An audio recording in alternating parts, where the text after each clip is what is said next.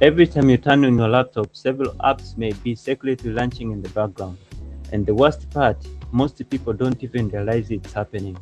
These startup apps can slow down your boot time, consume memory, and make your PC feel sluggish before you even open a browser. In the next minute, I will show you 2 quick ways to stop this and make your laptop start faster. Let's get into it. The first method is the fastest. Press Ctrl-Shift-S on your keyboard. This opens Task Manager. If you're using Windows 11 like me, click Startup Apps on the left side. If you're using Windows 10, click the Startup tab at the top. Here you will see all the apps that automatically launch when your computer starts. Look through the list and find apps that you don't need immediately after startup, or other software you don't use every day. Right-click the app and select Disable. That's it.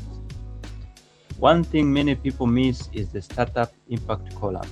If an app shows high impact, disabling it can noticeably improve startup speed.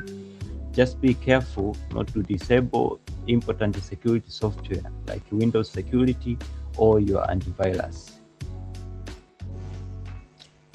Here is another easy way. Press Windows key plus I to open settings, click Apps, then select Startup. You will see a list of apps with simple on and off switches. Any app that doesn't need to start automatically can be turned off here.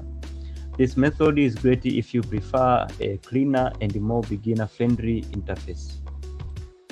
And that's it, that's the end of this video. If this helped you, hit like and subscribe for more quick tech fixes and AI tips.